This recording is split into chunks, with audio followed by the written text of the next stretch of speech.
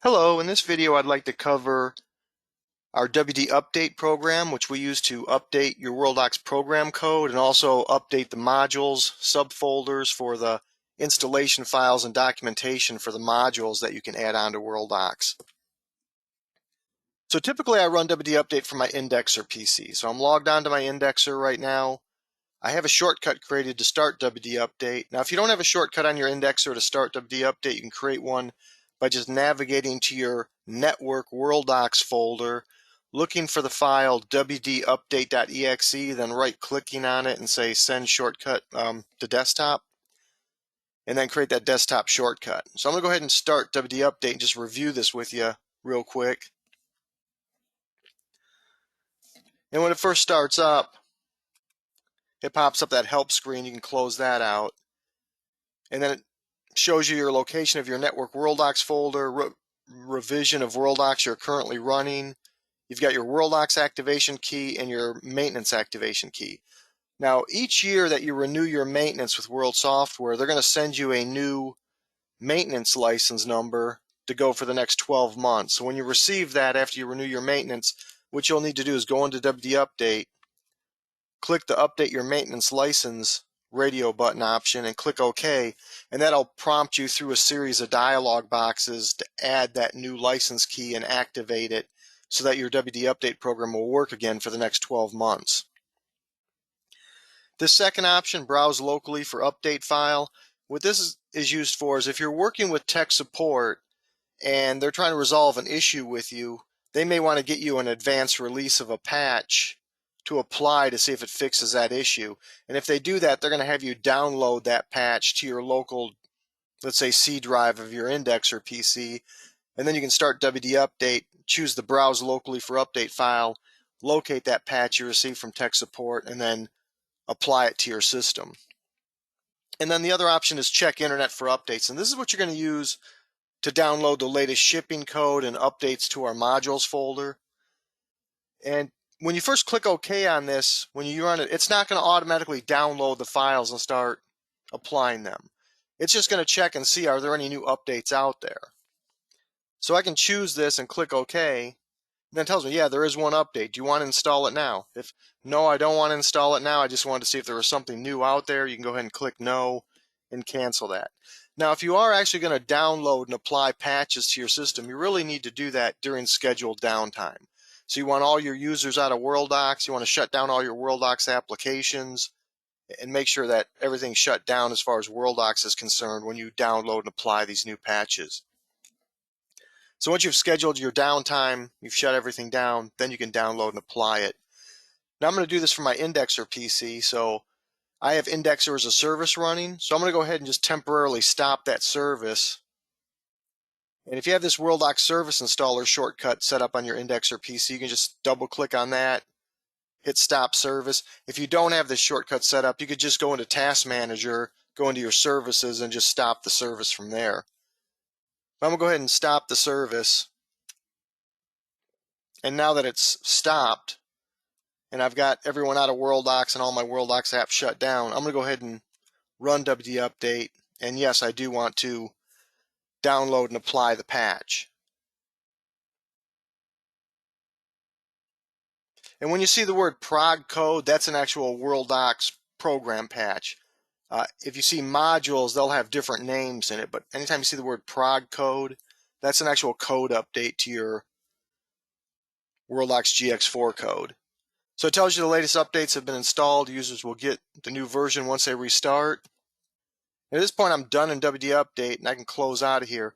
Now, the next thing you want to do is make sure that the client's going to update itself. So that's another reason why I do it on the indexer PC, is I can just start the client, verify it's going to update itself before I let the users know they can start getting back into Worldox. And another thing, too, is typically you don't have the shortcut in your indexer startup to automatically start the Worldox client every time you log on the indexer PC.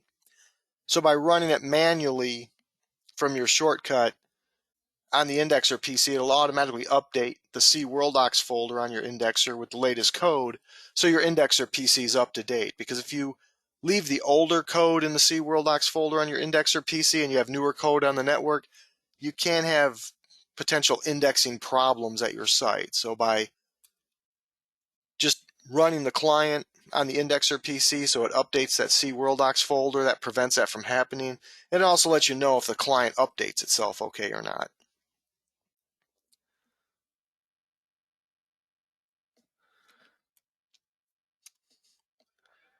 So I've updated, I've seen that I'm in my client. There was no errors when it was trying to update the client. At this point, I could let my users know that they could get back in and start working in Worldox again. And now since I stopped my service, I'm going to go back into here and just hit start service and restart my indexer so that's running again. And now close this out. Now as far as aside from updating the code, I also mentioned earlier about the modules folder. So let me show you what's in there, what that includes. So if I go to my network Worldox folder, there'll be a subfolder called modules. Under that modules folder, you'll see a number of subfolders for the different modules that you can add onto Worldox. So this first one is for the email agent. So if you wanted to install the email agent at your site to integrate directly with Exchange, if we go in here and go to the email agent folder, you have all the documentation and the MSIs for the installation. So you have your instructions and the install files located in here. If I go into this M365, this has Worldox M365 integration. If I go into MS Office, this is our new updated templates for Word and Excel. So when we come up with newer templates that have already been released in Worldox, but it's a newer updated template, we don't actually put those in the code folders and download them right to your and overwrite what's there, because we do have some customers that modify those templates to work with some other third-party app or some in-house app they've used. So instead of downloading newer templates that we come out with right to the Worldox program folder, we place them in this modules MS Office folder. And then if you want to apply these newer templates, you would just copy and paste them from here into your Worldox folder on the network. Now, if you're one of those sites that have modified the templates for use with another third-party app or in-house app, you would first need to make those exact same modifications to the newer templates before you copied them into your Worldox folder and overwrote what was in there. Now you have your Outlook Web 3X add-in. So this is for an add-in for Outlook. If you're running Worldox Web, you can run this so you can have email integration through Worldox Web. PowerPoint, this is instead of using the shipping hook integration for PowerPoint, if you want to run the integration with PowerPoint that gives you a few more options, you can get that information right here for PowerPoint. And then Web 3X. So this is for Worldox Web 3X right now, where you have your latest updates in here, so you can install the Worldox Web Server and Worldox Web Proxy. It has all the documentation in here on how to install it and then how to use it. And so that's what gets put into those modules folders, and those get updated. So if you're going to install one of those modules, you really want to schedule downtime and run Wdupdate first. That way you make sure you have the latest code patch of Worldox, and you also have the latest documentation and installer files for whatever particular module that you're trying to install. Now, another thing you can do is you can determine how current or how old your Worldox code is by looking at, once again, if we go into Wdupdate, and it shows you your revision right here. You'll also see this in the Help About dialog. So if you're in the Worldox client and you go into Help About, or if you're in WD Admin, you go into Help About, you'll see revision codes in there, so you'll know what code rev you're on. And then what you can do is log into the knowledge base and look at the release notes.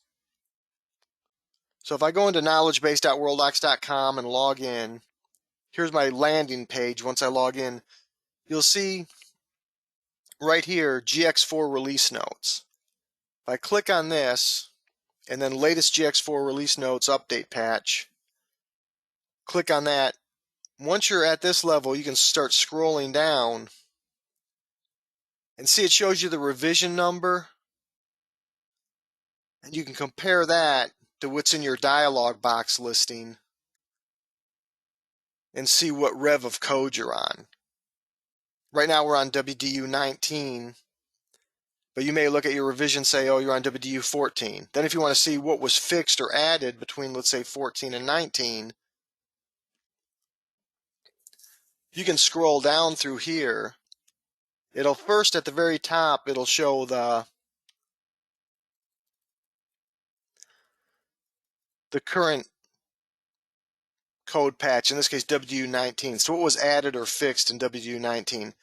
Once you get past the current one, that's going to start at WDU 1, and it's going to go down the listings in numerical order. So from 1 to 2 to 3 to 4 to 5. And you can scroll down and then read what was either added or fixed in each particular patch before you go ahead and apply the patch to your site.